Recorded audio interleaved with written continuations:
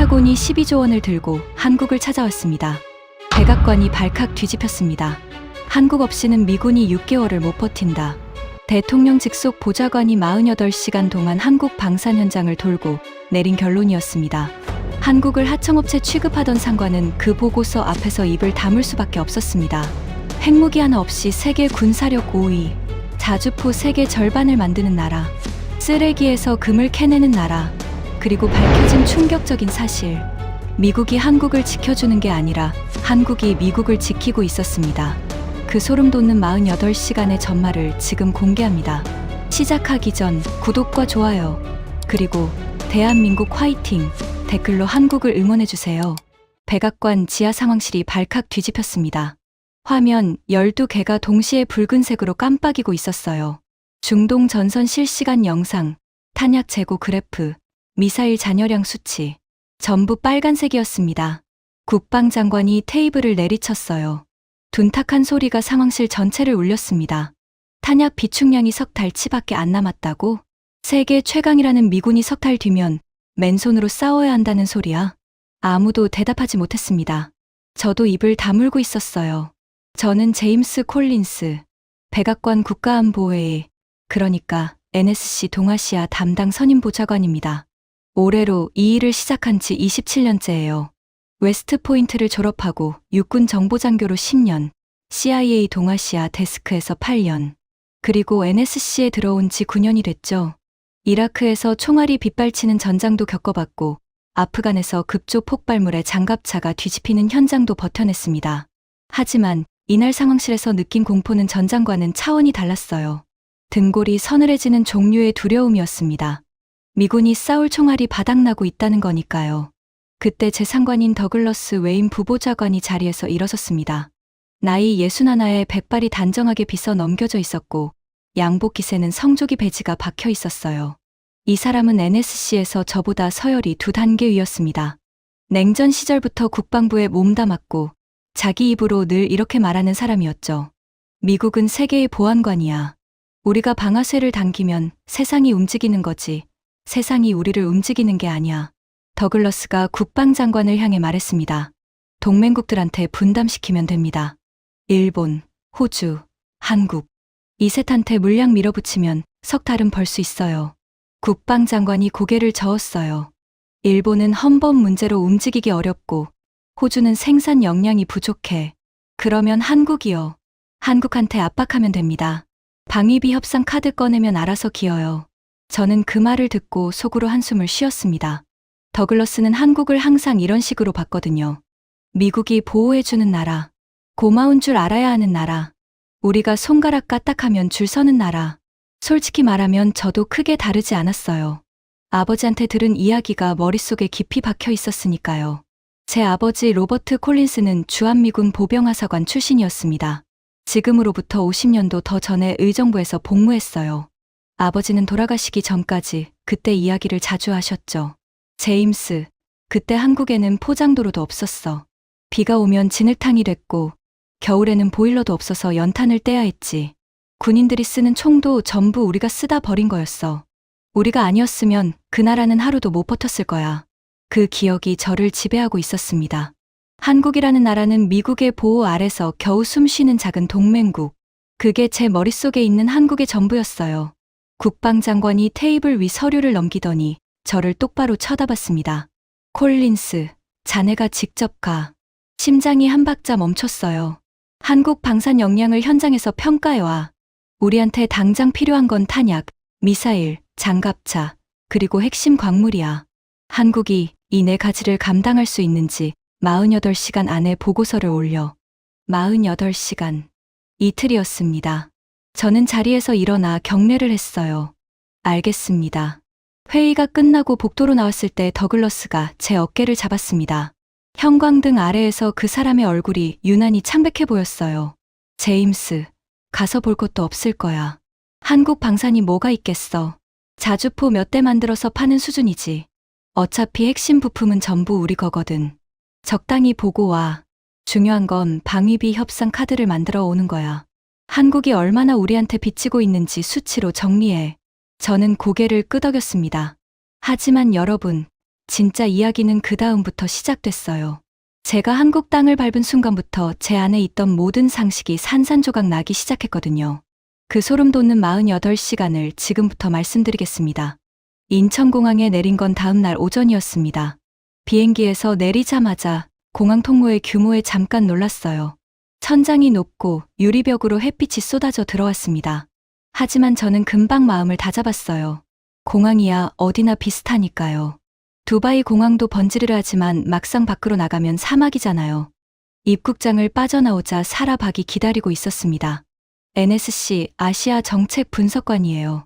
36살, 재미교포 2세, 하버드에서 국제관계학을 전공한 엘리트였죠. 저보다 직급은 한참 아래였지만 동아시아 데이터 분석에서는 NSC 최고라는 평가를 받는 사람이었어요. 콜린스 선임, 오시느라 수고 많으셨습니다. 고맙네, 박 분석관. 바로 움직이자. 시간이 없어. 차에 올라타자 사라가 태블릿을 건넸습니다. 화면에는 한국 방산 현황 요약이 뜨고 있었어요. 먼저 브리핑을 좀 드려도 될까요? 저는 창밖을 보면서 건성으로 대답했습니다. 짧게 해. 한국이 글로벌 파이어파워 기준으로 세계 군사력 5위입니다. 3년 연속이에요. 미국, 러시아, 중국, 인도 다음이 한국입니다. 저는 코웃음을 쳤어요. 글로벌 파이어파워? 민간평가 기관 아닌가? 그걸 가지고 군사력을 논하는 건 좀 무리 아닌가? 박 분석관.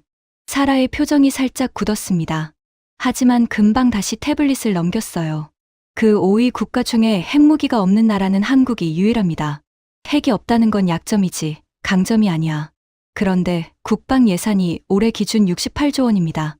이 숫자가 어느 정도냐면 북한의 GDP 전체보다 많아요. 저는 멈칫했습니다. 그건 좀 의외였거든요. 하지만 내색하지 않았어요. 숫자 하나에 흔들릴 저는 아니었으니까요. 예산이 많다고 군사력이 강한 건 아니야. 사우디도 국방비는 어마어마한데 실전 능력은 형편없잖아. 사라가 고개를 살짝 끄덕이더니 태블릿을 내렸습니다. 더 이상 말하지 않았어요. 하지만 그 눈빛이 뭔가를 말하고 있었습니다. 직접 보시면 생각이 바뀔 겁니다. 그런 눈빛이었죠. 차가 고속도로에 올라섰을 때 저는 아버지 생각을 했습니다. 50년 전에 아버지가 걸었던 그 진흙탕 길. 포장도로도 없고 총 한 자루 만들 줄 모르던 나라. 아버지는 겨울이면 영하 20도까지 내려가는 의정부 막사에서 침낭에 웅크리고 잠을 잤다고 했어요. 한국 군인들은 미군이 쓰다 남긴 시레이션을 줄 서서 받아갔다고요. 그런 나라가 세계 5위라고요? 솔직히 믿기 어려웠습니다. 그때 더글러스한테서 전화가 왔어요. 제임스, 서울 도착했나? 네, 지금 이동 중입니다. 거기서 한 가지 더 챙겨와. 방위비 협상안이야. 한국이 현재 내는 방위비가 얼마인지 알지? 1조 5천억 원 수준이야. 그런데 주한미군 주둔 비용이 얼마인 줄 알아? 거의 5조 원이 넘어. 차액이 3조 5천억 원이야. 미국 납세자의 돈이 한국 땅에 묻히고 있는 거지. 가서 이 사실 확인하고 와. 알겠습니다. 아, 그리고 한 가지만 더. 한국 사람들한테 너무 좋은 얼굴 보여주지 마. 우리가 갑이야. 그거 잊지 말고. 전화가 끊겼습니다. 저는 창밖으로 눈을 돌렸어요. 고속도로 양쪽으로 아파트 단지가 끝없이 이어지고 있었습니다. 깨끗한 도로에 최신 차량들이 줄지어 달리고 있었죠. 아버지가 말한 그 나라가 정말 맞는 건지 잠깐 의문이 들었어요. 하지만 그뿐이었습니다. 건물이 번듯하다고 군사력까지 강한 건 아니니까요. 저는 머릿속으로 보고서 틀을 짜기 시작했습니다. 48시간 안에 끝내야 해. 첫째 날은 육군 장비, 둘째 날은 광물 공급망. 빠르게 돌고 빠르게 쓰자. 그렇게 생각하고 있었어요. 그때까지만 해도요. 서울역에서 KTX에 올라탔습니다. 목적지는 경상남도 창원. 한화 에어로스페이스 본사 공장이 있는 곳이에요. K9 자주포를 만드는 회사죠. 자주포가 뭐냐면 스스로 달리면서 포탄을 쏘는 대포예요. 트럭이 끌어야 하는 일반 대포와 달리 자기가 직접 이동하면서 쏘고 도망칠 수 있는 무기입니다. 열차가 출발하자마자 시속 300km까지 올라갔어요. 창밖 풍경이 빠르게 흘러갔습니다. 산, 들판, 터널, 다시 도시. 목적지까지 2시간 반이 채 안 걸린다고 했어요. 저는 사라가 건넨 서류 더미를 펼쳤습니다. 한국 방산 수출 현황이었어요. 한 페이지 넘기고 또 넘기고 숫자를 보는데 자꾸 눈이 갔습니다. 방산 4대 기업 수주 잔고가 115조 원. 올해 방산 수출 목표가 230억 달러. 자주포 세계 시장 점유율 54%. 아무리 민간 데이터라고 해도 이 숫자들이 사실이면 보통 규모가 아니었어요. 하지만 저는 숫자보다 현장을 믿는 사람이었습니다. 이라크에서 배운 게 하나 있었거든요. 보고서에 적힌 숫자와 전장에서 마주하는 현실은 완전히 다르다는 것. 보고서에는 이라크군 장비가 40만 대라고 적혀 있었지만 막상 현장에 가보면 절반은 녹이 슬어서 움직이지도 못하는 고철 덩어리였어요. 한국도 마찬가지일 거라고 생각했습니다. 숫자는 부풀려져 있을 거고 공장에 가보면 번만 번지르르한 조립 라인이 돌아가고 있겠지. 핵심 부품은 어차피 미국제일 거고 기술력은 독일이나 프랑스의 절반쯤 되겠지. 콜린스 선임. 사라가 조심스럽게 말을 꺼냈어요. 한 가지 말씀드려도 될까요? 말해봐. 창원 공장에 도착하시면 아마 예상과 다른 장면을 보실 수도 있습니다. 저는 서류에서 눈을 떼지 않고 대답했어요. 박 분석관, 나는 27년 동안 전 세계 군수 시설을 돌아다녔어. 이라크 무기 창고부터 독일 라인메탈 공장까지 안 가본 데가 없지. 놀라려면 상당한 수준이어야 할 거야. 사라가 입을 다물었습니다. 하지만 창밖을 바라보는 그 얼굴에 미세한 미소가 스쳤어요. 저는 그걸 눈치채지 못했습니다. 아니, 눈치채고도 신경 쓰지 않았다는 게 정확하겠죠. 창원역에 내리자 검은 승합차가 대기하고 있었습니다. 한화 에어로스페이스에서 보낸 차량이었어요. 20분쯤 달리자 공장 정문이 보이기 시작했습니다. 첫인상은 나쁘지 않았어요. 정문 게이트가 깔끔했고 도로가 잘 정돈돼 있었습니다. 하지만 그건 어디까지나 첫인상이었죠. 겉모습이 좋다고 속까지 좋은 건 아니니까요. 차에서 내리자 김대호라는 사람이 다가왔습니다. 한화 에어로스페이스 생산관리 차장이라고 자기소개를 했어요. 40 중반쯤 되어 보이는 사람이었는데 말이 적고 표정이 담담했습니다. 먼 길 오셨습니다. 설명보다는 직접 보시는 게 나을 것 같습니다. 그 한마디가 전부였어요. 보통 이런 방문이면 환영 인사에 PPT 브리핑에 기념품까지 나오는 게 정상인데 이 사람은 그런 거 일절 없이 곧장 공장 안으로 걸어 들어갔습니다. 보안 게이트를 통과할 때 방문자 명부에 눈이 갔어요. 이름들을 훑어보는데 심장이 살짝 뛰었습니다. 미 육군 준장, 폴란드 국방부 차관, 노르웨이 방위사업청장, 호주 국방획득부 차관보. 전부 최근 석 달 안에 이 공장을 다녀간 사람들이었어요. 이건 좀 이상했습니다. 미군 장성급이 한국 방산 공장을 방문하는 건 프로토콜상 흔한 일이 아니거든요. 그것도 석 달 안에 이렇게 많이? 뭔가가 있다는 뜻이었어요. 하지만 저는 표정을 바꾸지 않았습니다.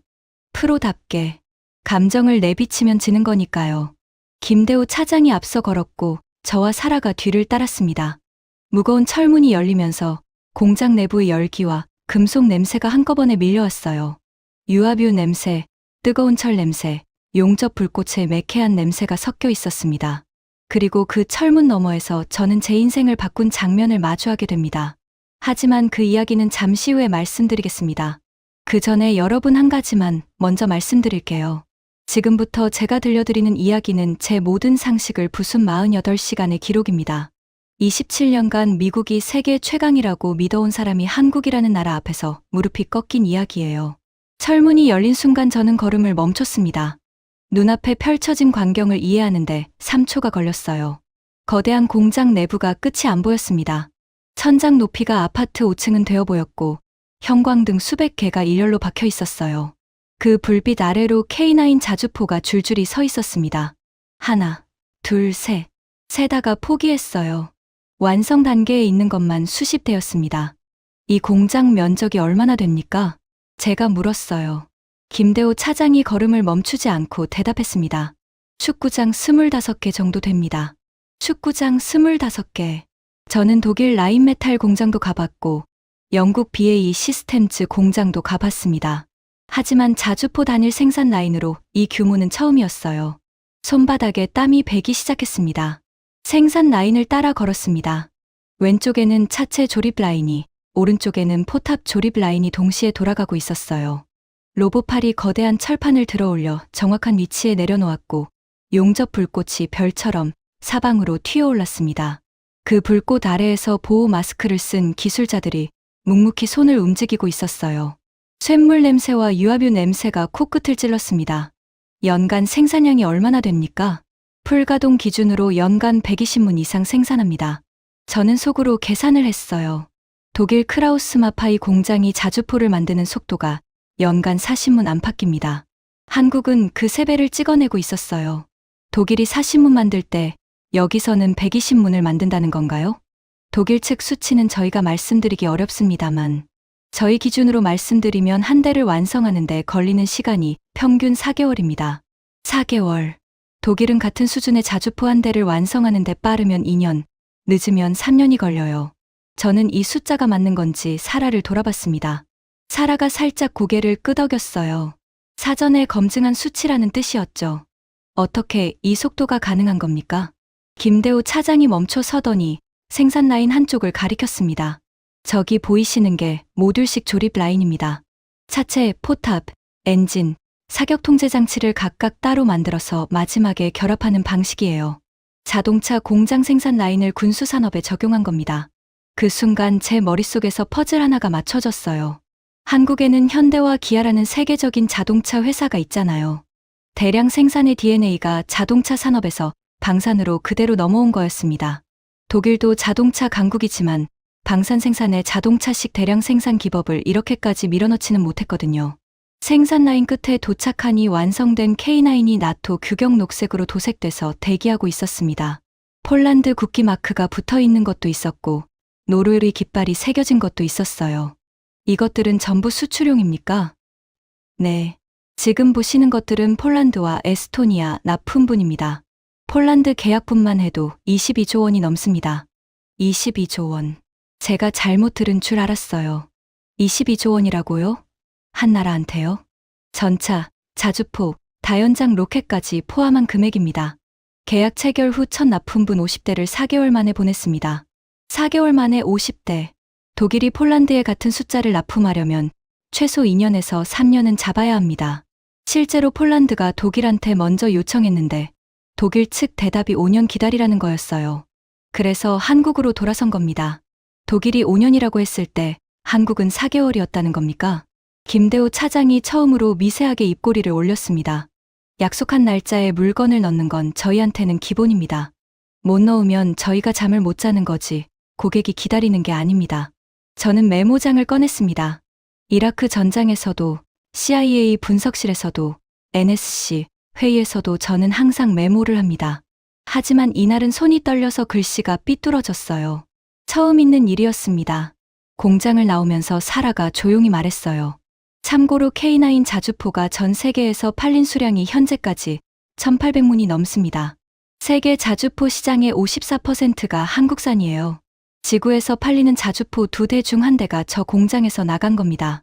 저는 아무 말도 하지 못했습니다. 머릿속에서 더글러스의 목소리가 울렸어요. 한국 방산이 뭐가 있겠어. 자주포 몇 대 만들어서 파는 수준이지. 그 말이 얼마나 틀렸는지 지금 두 눈으로 확인하고 있었습니다. 하지만 이건 시작에 불과했어요. 진짜 충격은 다음 장소에서 기다리고 있었습니다. 창원에서 차로 30분쯤 떨어진 시험장으로 이동했습니다. 현대로템이 운영하는 전차 시험 주행장이었어요. 도착하니 널찍한 시험장 한쪽에 50톤짜리 강철 덩어리가 서 있었습니다. K2 흑표 전차였어요. 검은 빛이 도는 짙은 녹색 도장에 포탑이 낮고 넓었습니다. 미국의 에이브럼스 전차와 비교하면 몸집은 비슷한데 어딘가 더 날렵한 인상이었어요. 현대로템 관계자가 시연 일정을 설명했습니다.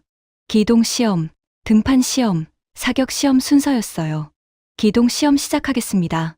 엔진이 걸렸어요. 1500마력 디젤 엔진이 땅을 울렸습니다. 가슴팍까지 진동이 전해졌어요. 그리고 K2가 달리기 시작했습니다. 시속 40, 50, 60점, 50톤짜리 전차가 점점 빨라졌어요. 시속 70km를 찍었습니다. 제 옆에 서 있던 사라가 숨을 삼켰어요. 저도 입이 벌어졌습니다. 50톤짜리 전차가 승용차처럼 달리고 있었어요. 흙먼지가 하늘로 치솟았고 궤도가 땅을 파헤치는 소리가 천둥 같았습니다. 미국 에이브럼스의 최고 속도가 시속 얼마인지 아시죠? 사라가 물었어요. 시속 67km. K2가 방금 시속 70을 넘겼습니다. 에이브럼스보다 빨랐어요. 미국이 자랑하는 세계 최강 전차보다 빠른 전차가 지금 눈앞에서 달리고 있었습니다. 제가 알려드리지 못한 에피소드가 하나 있어요. 이 K2가 노르웨이에서 혹한기 테스트를 받은 적이 있었습니다. 영하 30도가 넘는 설원이었어요. 눈이 허리까지 쌓여 있고 칼바람이 얼굴을 때리는 그런 환경이었죠. 유럽 전차들은 이런 극한 조건에서 엔진이 말을 안 듣고 궤도가 눈에 빠져요. K2는 달랐습니다. 설원 위에서 시속 65km로 질주했어요. 그런데 문제가 하나 생겼습니다. 노르웨이 군 관계자가 뭐라고 했는지 아세요? 전차 속도를 좀 줄여달라. 전차가 너무 빨라서 노르웨이 도로 속도 제한을 넘긴 겁니다. 전차한테 과속 딱지를 떼달라고 한 거나 마찬가지였어요. 사격 시험이 시작됐습니다. 2km 떨어진 표적에 주포를 발사했어요. 포탄이 나가는 순간 충격파가 가슴을 때렸습니다. 온몸에 털이 쭈뼛었어요. 표적이 산산조각 났습니다. 10발을 쐈는데 9발이 정확히 명중했어요. 명중률 93%였습니다. 저는 에이브럼스의 사격 데이터를 머릿속으로 꺼냈어요. 유사한 조건에서 에이브럼스의 명중률이 약 85에서 90% 사이입니다. K2는 그 위였어요. 이건 최적 조건에서의 수치입니까? 아닙니다. 기동 중 사격 포함 수치입니다. 달리면서 쏜 건데 93%라고요.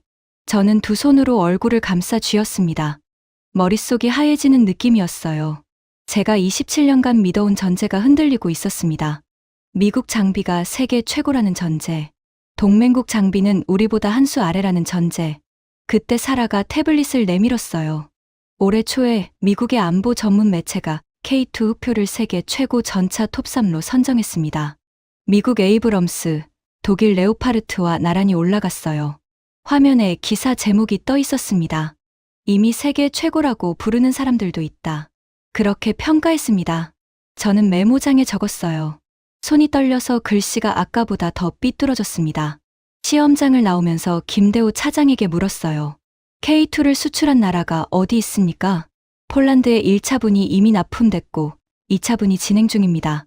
노르웨이도 관심을 보였는데 정치적 이유로 독일 전차를 선택했습니다. 하지만 노르웨이 군 관계자들 사이에서는 K2가 더 좋았다는 이야기가 나왔다고 합니다. 정치적 이유. 그 말이 마음에 걸렸어요. 성능으로는 K2가 앞섰는데 정치 때문에 독일을 골랐다는 거잖아요. 그건 역으로 말하면 순수하게 성능만 놓고 보면 한국 전차가 독일 전차를 이긴다는 뜻이었습니다. 차에 타자마자 더글러스에게 전화를 걸었어요. 외임 부보좌관님, 중간 보고 드립니다. 뭐가 있어? K9 자주포 생산 시설이 예상보다 훨씬 대규모입니다. 연간 120문 이상 생산 가능하고 전 세계 자주포 시장의 54%를 점유하고 있습니다. K2 전차는 성능 면에서 에이브럼스급이거나 일부 항목에서는 그 이상입니다. 전화기 너머에서 한숨 소리가 들렸어요. 제임스, 한국 측이 보여주는 건 다 좋아 보이게 돼 있어. 무기 박람회에서 탱크 한 대 잘 달리는 거 보여주는 건 어디나 다 하는 거야. 중요한 건 실전이지. 실전 데이터도 확인할 예정입니다. 어쨌든 핵심은 빠뜨리지 마. 한국이 우리한테 얼마나 의존하고 있는지. 거기에 초점을 맞춰. 전화가 끊겼습니다. 저는 전화기를 주머니에 넣고 창밖을 봤어요. 저녁 노을이 공장 지붕 위로 번지고 있었습니다. 그 풍경이 묘하게 아름다웠어요. 하지만 마음이 편하지는 않았습니다. 더글러스의 말과 제가 눈으로 본 현실 사이에 간극이 벌어지고 있었으니까요. 다음 날 아침, 울산으로 이동했습니다. 목적지는 고려아연 온산 재련소. 여기서부터가 진짜 제 인생을 바꾼 이야기예요. 여러분, 안티몬이라는 광물을 들어보셨어요? 이름이 좀 생소하시죠? 그런데 이 안티모니가 없으면 대단히 심각한 일이 벌어집니다. 미국의 스텔스 전투기가 밤에 적을 찾지 못해요. 야간 투시경이 작동하지 않고 적외선 센서도 먹통이랍니다. 철갑탄도 만들 수 없고 미사일 핵심 부품에도 들어갑니다. 반도체 케이블에도 필수 재료예요. 쉽게 말하면 자동차의 엔진 오일 같은 겁니다. 겉보기에 차는 멀쩡해 보여도 엔진 오일이 없으면 시동 걸자마자 엔진이 눌러붙어서 폐차해야 하잖아요. 안티모니가 끊기면 미군 전체가 딱 그 꼴이 됩니다. 그런데 이 안티모니의 공급이 끊겼어요. 어떻게 된 일이냐면 전 세계 안티모니의 거의 절반을 쥐고 있던 나라가 중국이었는데 중국이 갑자기 수출을 막아버린 겁니다. 미국이 쓰는 안티모니의 63% 이상이 중국산이었어요. 총알 3발 중 2발은 중국 덕분에 만들고 있었던 셈이죠. 그걸 하루아침에 끊어버렸으니 어떻게 되겠습니까? 가격이 미쳐 날뛰기 시작했어요. 원래 톤당 12,000달러 정도 하던 게 톤당 7만 달러까지 치솟았습니다. 거의 6배 가까이 폭등한 거예요. 미국 국방부 창고를 열어보니 더 심각했습니다. 남아있는 안티모니 비축량이 연간 사용량의 5%도 안 됐어요. 자동차 연료 경고등이 깜빡이는데 주유소가 전부 문을 닫은 상황이었습니다.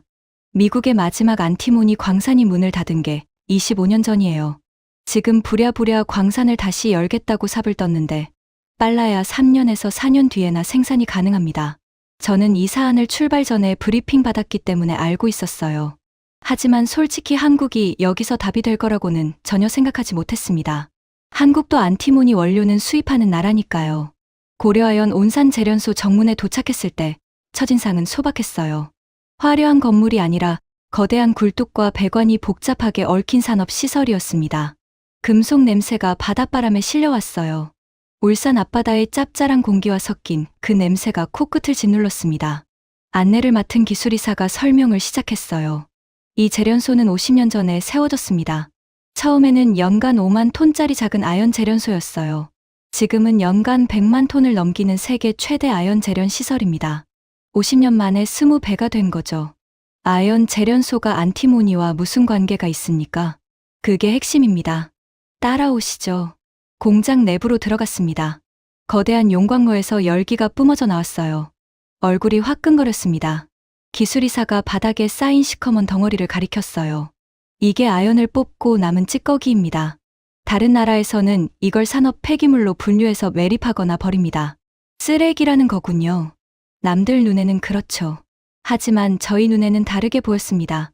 기술이사의 목소리가 달라졌어요. 자부심이 묻어나는 톤이었습니다. 이 찌꺼기에서 먼저 납을 뽑아냅니다. 납 찌꺼기에서 구리를 뽑고요.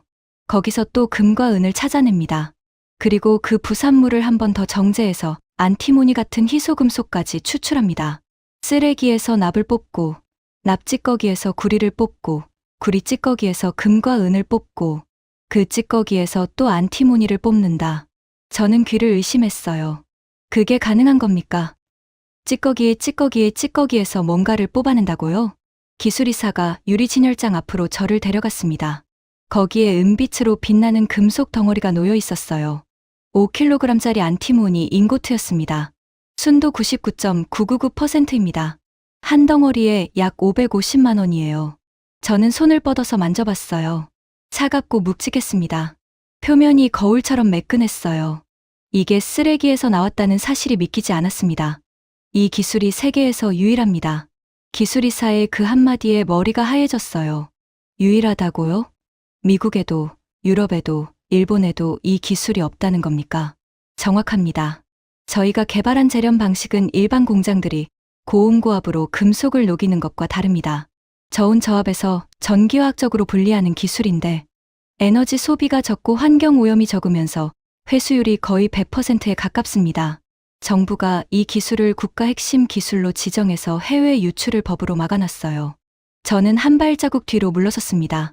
다리에 힘이 빠지는 것 같았어요.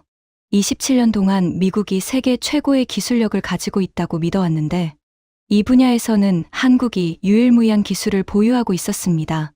미국에는 이 기술이 없어요. 50년 전에 제련소를 다 닫아버렸으니까요. 환경 오염이니까 안 된다며 공장 문을 닫는 동안 한국은 50년간 찌꺼기를 들여다보며 기술을 쌓고 있었던 겁니다. 기술이사가 한쪽 벽에 걸린 흑백 사진을 가리켰어요. 이건 50년 전 이 제련소가 처음 가동됐을 때 사진입니다. 사진 속에는 젊은 기술자 대여섯 명이 작업복을 입고 서 있었어요. 얼굴에 검은 분진이 묻어 있었고 손은 금속 가루로 색감했습니다.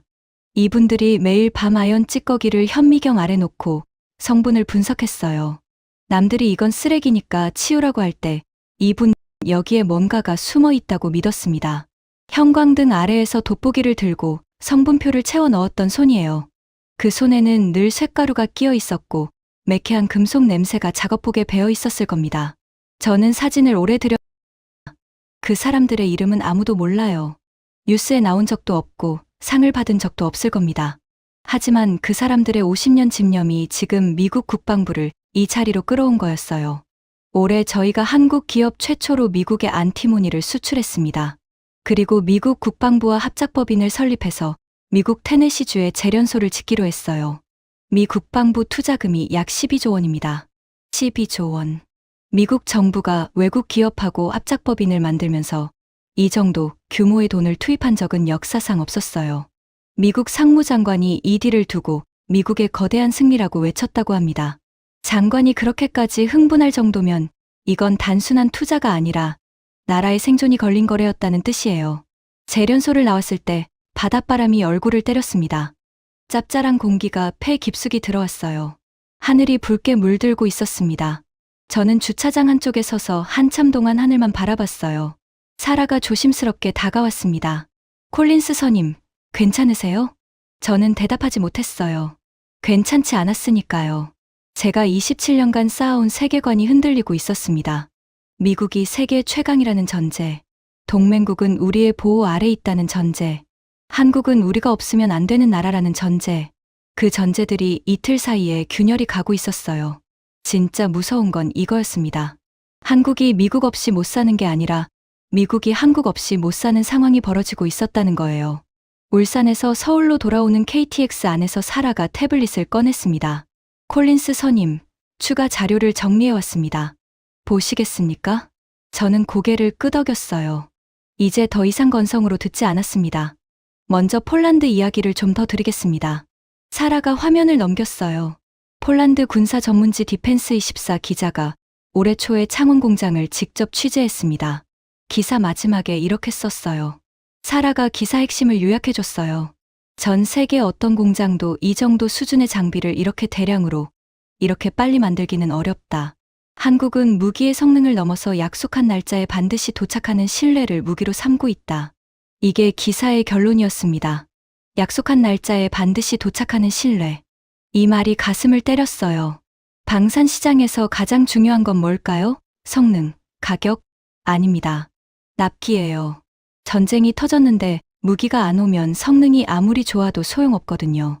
한국은 그걸 무기로 만든 거였습니다. 다음은 노르웨이입니다.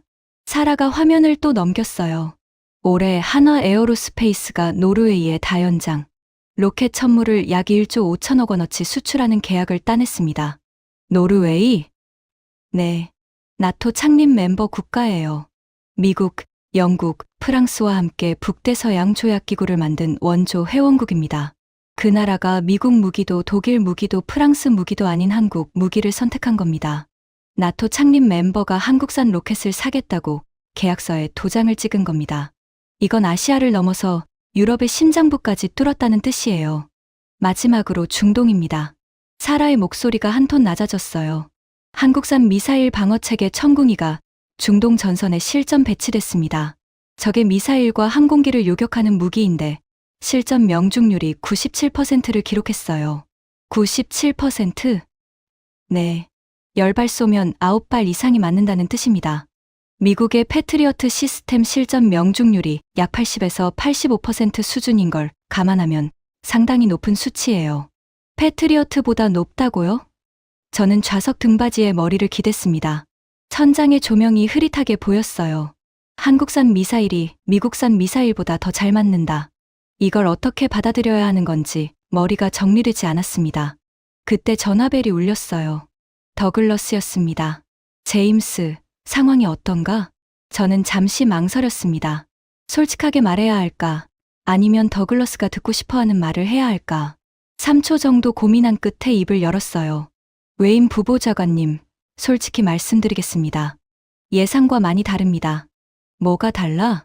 한국 방산의 규모와 기술 수준이 제가 생각했던 것과는 차원이 다릅니다. K9 자주포 세계 점유율 54%, K2 전차 세계 톱3 수준, 안티모니 정제 기술은 세계에서 유일합니다. 단순한 하청업체 수준이 아닙니다. 전화기 너머에서 침묵이 흘렀어요. 5초, 10초, 15초, 그리고 더글러스의 목소리가 차갑게 돌아왔습니다. 제임스, 감정에 휩쓸리지 마. 한국 측이 보여주고 싶은 것만 보여주는 거야. 그걸 걸러서 분석하는 게 내 일이지.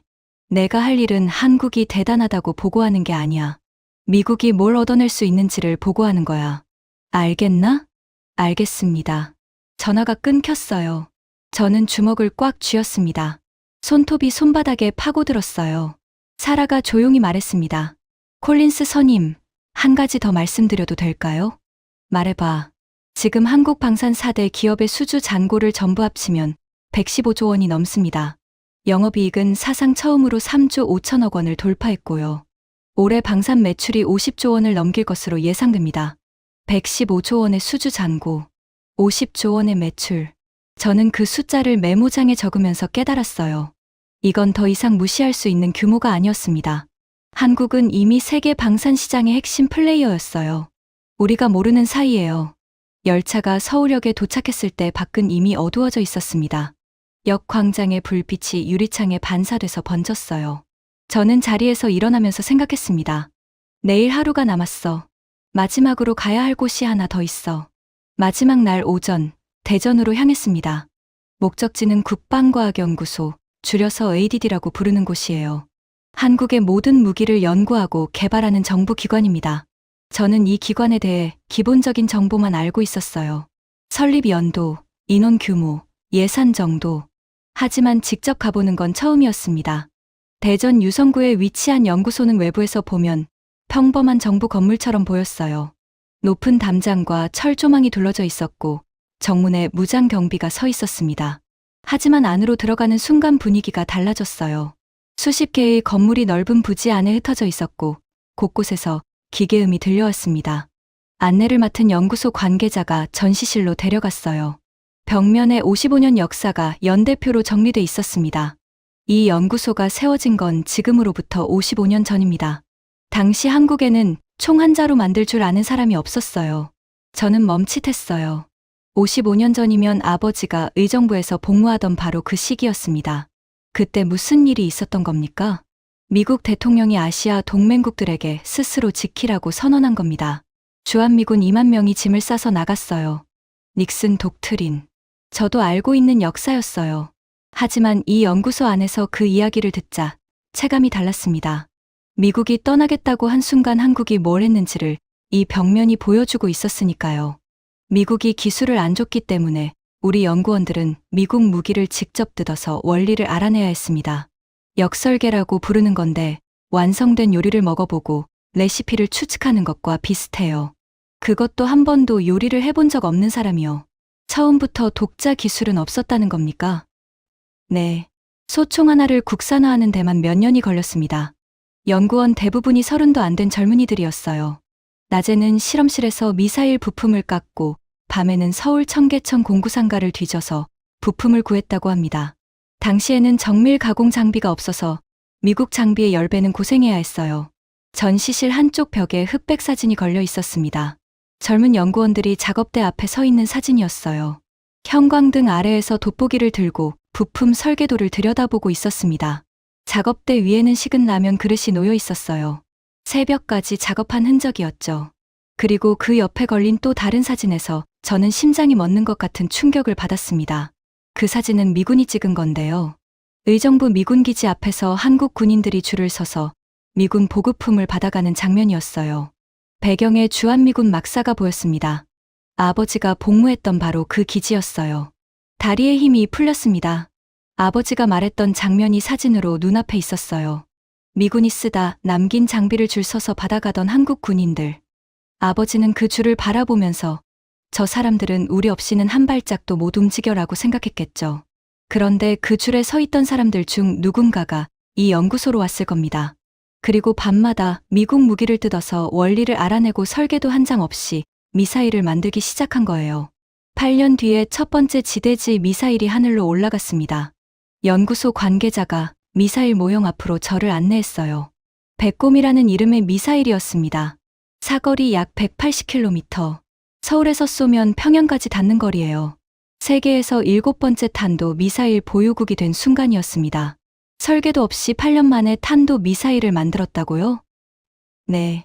그날 시험장에서 발사를 지켜본 연구원들의 다리가 풀렸다고 합니다. 무릎이 꺾이면서 시험장 바닥에 주저앉았어요. 누가 먼저랄 것도 없이 얼굴을 감싸 쥐고 고개를 숙였습니다. 저도 모르게 목이 메어왔어요. 하지만 그날 밤 그 연구원들은 집에 돌아가서 가족한테 아무 말도 못했습니다. 기밀이었으니까요. 아내가 오늘 뭐 했어 하고 물으면 그냥 이랬어. 그게 전부였어요. 나라의 역사를 바꾼 날에 가족한테 눈물 한 방울 보여줄 수 없었던 사람들이에요. 저는 그 미사일 모형 앞에 한참 서 있었습니다. 아버지가 지키던 나라. 포장도로도 없고 총도 못 만들던 나라. 그 나라가 미국 무기를 뜯어서 밤마다 설계도를 그리고 있었다는 사실을 아버지는 알았을까요? 아마 몰랐을 거예요. 아버지는 한국 군인들이 줄 서서 보급품을 받아가는 모습만 봤을 테니까요. 그 줄 뒤에 무슨 일이 벌어지고 있는지는 아무도 몰랐어요. 55년 동안 이 연구소에서 개발한 무기 체계가 310개입니다. 그중 150개 이상이 실전 배치됐고요. 투입된 연구비가 약 67조 원인데 이게 만들어낸 경제 효과가 720조 원이 넘습니다. 1원을 넣으면 10원이 나오는 구조를 반세기 넘게 유지한 겁니다. 사라가 옆에서 조용히 한마디를 덧붙였어요. 수출 실적 1위와 2위 무기가 청궁이와 K9 자주포입니다. 둘 다 이 연구소에서 태어났어요. 저는 전시실을 나오면서 뒤를 돌아봤습니다. 벽면의 흑백 사진 속 젊은 연구원들이 저를 바라보고 있는 것 같았어요. 그때 사라가 전시실 출구 앞에서 발걸음을 멈추더니 저를 바라봤습니다. 눈이 붉어져 있었어요. 콜린스 선임, 한 가지만 개인적으로 말씀드려도 될까요? 말해봐. 저희 외할아버지가 한국전 때 부산에서 구두 닦기를 했어요. 미군 부대 앞에서 미군 군화를 닦았습니다. 하루 벌어 하루 먹고 사는 형편이었죠. 그 할아버지가 돈을 모아서 배를 타고 미국으로 갔어요. 영어 한마디 못하는 상태로요. 세탁소에서 일하고 식당에서 접시를 닦고 그렇게 돈을 모아서 어머니를 대학에 보냈습니다. 어머니가 저를 하버드에 보냈고 제가 백악관까지 왔어요. 사라의 목소리가 떨렸어요. 할아버지가 군화를 닦던 그 나라가 지금 미국 국방부가 12조 원을 들고 찾아오는 나라가 됐습니다. 저는 그게 믿기지 않으면서도 당연하다고 느껴요. 그 나라 사람들이니까요. 저는 아무 말도 할 수 없었습니다. 사라의 할아버지와 제 아버지가 같은 시대에 같은 땅에 있었다는 사실이 가슴을 짓눌렀어요. 한 사람은 지키는 쪽이었고 한 사람은 살아남는 쪽이었습니다. 50년이 지나서 그 후손들이 백악관에서 만난 거예요. 그런데 역할이 바뀌어 있었습니다. 이제는 한국이 미국을 지켜주고 있었어요. 연구소를 나올 때 저는 결심했습니다. 더글러스가 듣고 싶어하는 보고서를 쓰지 않겠다. 내가 본 것을 그대로 쓰겠다. 그게 아무리 불편한 진실이라도. 서울로 돌아오는 차 안에서 노트북을 꺼냈어요. 제목을 적었습니다. 긴급 보고 한국 방산 역량 현장 평가. 그리고 첫 문장을 썼어요. 손가락이 키보드 위에서 멈추지 않았습니다. 한국은 미국의 보호 대상이 아닙니다. 한국은 미국의 생존에 필수적인 전략 파트너입니다. 48시간이 거의 끝나가고 있었어요. 하지만 진짜 전쟁은 이제부터였습니다. 이 보고서를 백악관 상황실에서 발표해야 했으니까요. 더글러스 웨인이 그 자리에 앉아 있을 거라는 걸 알고 있었습니다. 제 상관이자 한국을 하청업체로 취급하는 그 사람 앞에서 정반대의 결론을 말해야 했어요. 심장이 빠르게 뛰었습니다. 하지만 두렵지는 않았어요. 이 보고서에는 제가 직접 눈으로 보고 손으로 만지고 코로 맡은 증거가 담겨 있으니까요. 축구장 25개 크기 공장에서 쏟아져 나오는 자주포, 에이브럼스보다 빠른 전차, 세계에서 유일한 안티모니 정제 기술, 설계도 없이 미사일을 만들어낸 사람들의 55년 역사. 이걸 부정할 수 있는 사람은 없을 겁니다. 더글러스라도요. 워싱턴으로 돌아온 건 그날 밤이었습니다. 비행기 안에서 한숨도 못 잤어요. 13시간 내내 노트북을 붙잡고 보고서를 썼습니다. 한 문장 쓰고 지우고 다시 쓰고 또 지우고 숫자를 확인하고 사진을 정리하고 논리를 다듬었어요. 이 보고서가 대통령 앞에 올라갈 거라는 사실이 손끝을 떨리게 만들었습니다. 하지만 더 떨리는 건 따로 있었어요. 더글러스 웨인이 그 자리에 앉아 있을 거라는 거였죠. 다음 날 오전 10시, 백악관 지하 상황실. 문을 열고 들어서는 순간 공기가 달랐습니다. 이틀 전 제가 떠날 때보다 분위기가 훨씬 무거워져 있었어요. 중동 전선 상황이 더 악화됐다는 뜻이었습니다. 테이블에 12명이 앉아 있었어요. 국방장관, 합참의장, 국무부 차관, 정보국장, 그리고 더글러스 웨인. 더글러스는 테이블 오른쪽 끝에 앉아서 팔짱을 끼고 저를 바라보고 있었습니다. 입꼬리가 살짝 올라가 있었어요. 비웃는 표정이었죠. 어디 한번 해봐라. 그 눈빛이 말하고 있었습니다.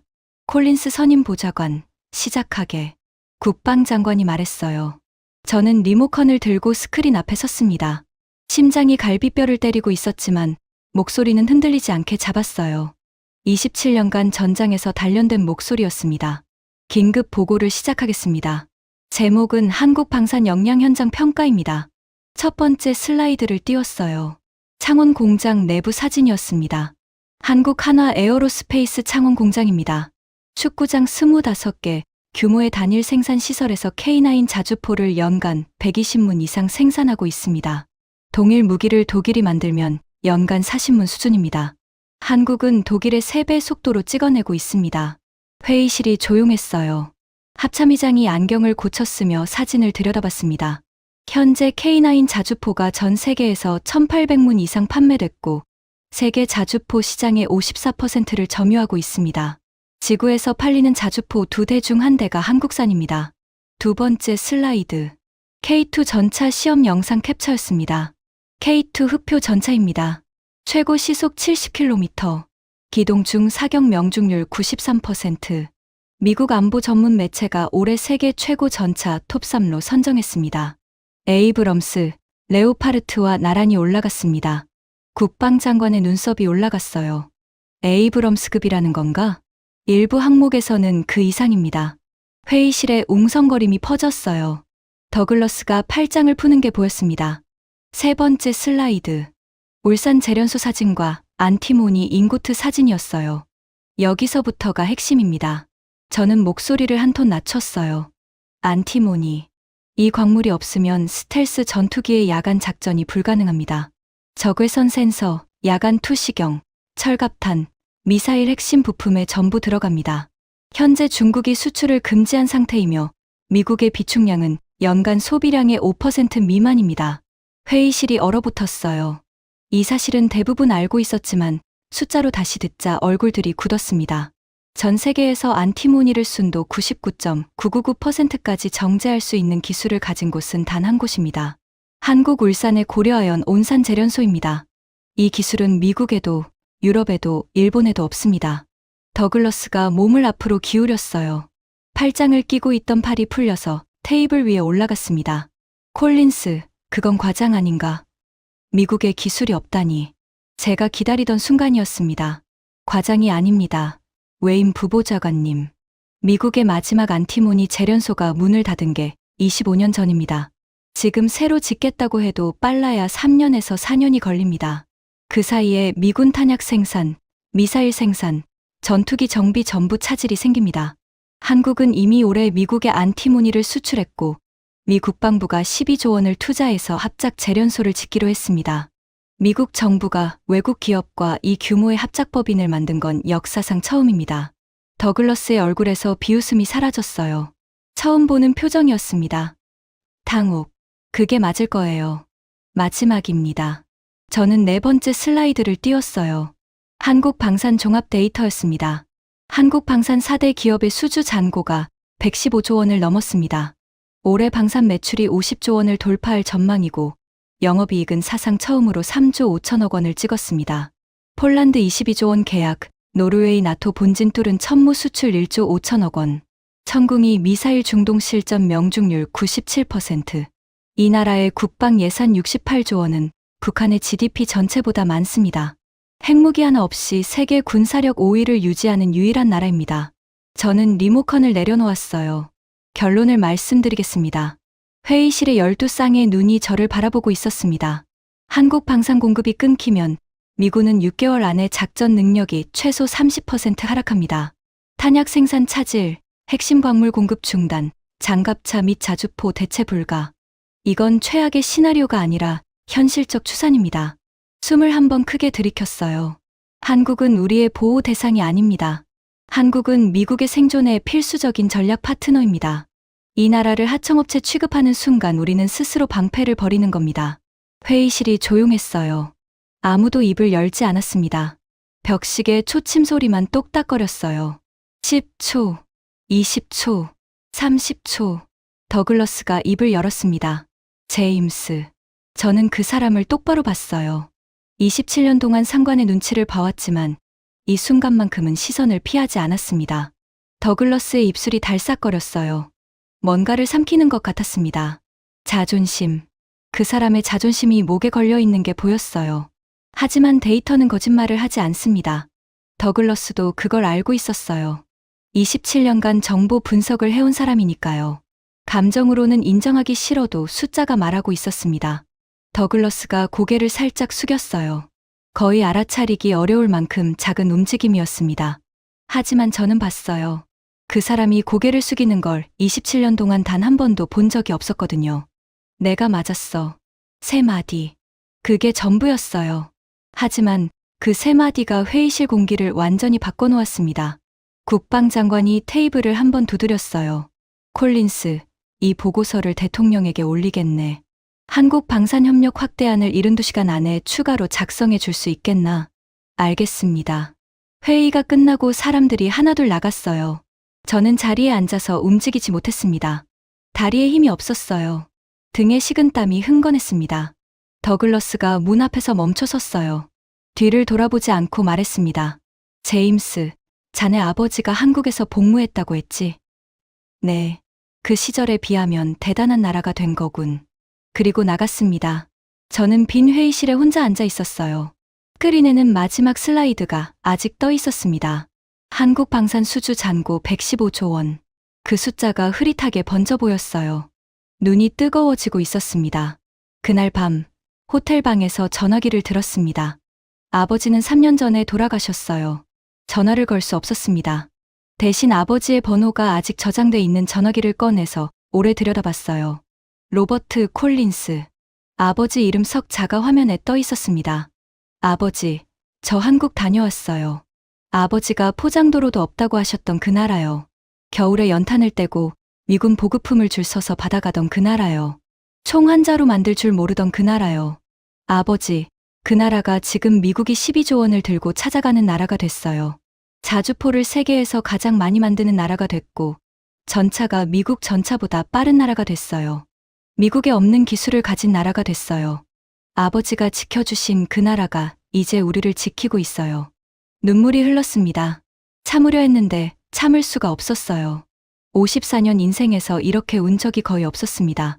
이라크 전장에서도 안 울었고 아버지 장례식에서도 겨우 참았어요. 그런데 이날 밤은 주체가 안 됐습니다.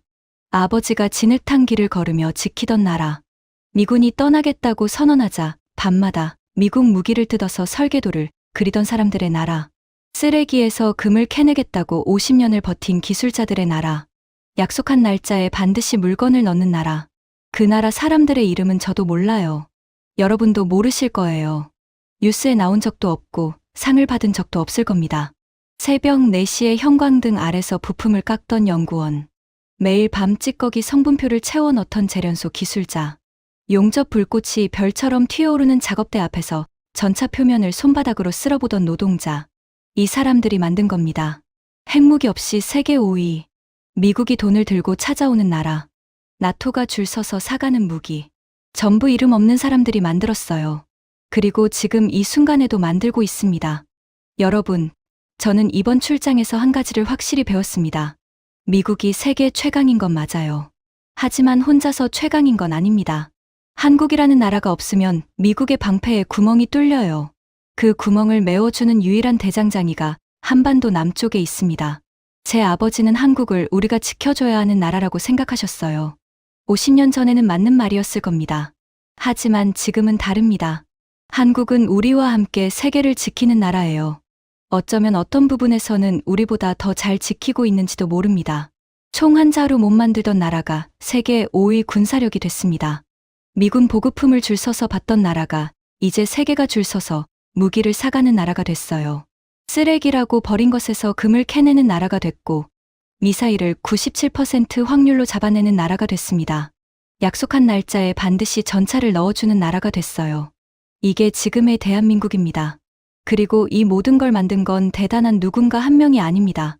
설계도 한 장 없이 미사일을 만들어낸 30도 안 된 연구원들. 청계천 공구상가에서 밤새 부품을 구하던 손. 50년 동안 찌꺼기를 들여다보며 포기하지 않은 눈. 새벽 4시에 용접 마스크 뒤에서 땀을 닦던 얼굴. 이름 없는 사람들이에요. 여러분이에요. 저 제임스 콜린스는 백악관에 이 보고서를 올렸습니다. 한국을 잃으면 안 된다고요. 이 나라와 더 가까워져야 한다고요. 이 나라의 기술자들이 만든 방패가 태평양을 건너서 미국까지 지키고 있다고요. 아버지가 살아계셨으면 뭐라고 하셨을까요? 아마 이렇게 말씀하셨을 거예요. 제임스, 내가 진흙탕 길을 걸으면서 지킨 게 헛되지 않았구나. 네, 아버지. 헛되지 않았어요. 아버지가 지킨 그 나라가 세계를 바꾸고 있습니다. 지금까지 백악관 보좌관이 48시간 동안 경험한 충격적인 이야기였습니다. 총 한 자루 못 만들던 나라가 펜타곤이 12조 원을 들고 찾아오는 나라가 됐습니다. 이 자랑스러운 이야기를 가족과 지인에게 널리 공유해 주세요. 대한민국 파이팅이라고 댓글 하나만 남겨주시면 큰 힘이 됩니다. 구독과 좋아요도 부탁드립니다. 지금까지 터칭 스토리였습니다. 감사합니다.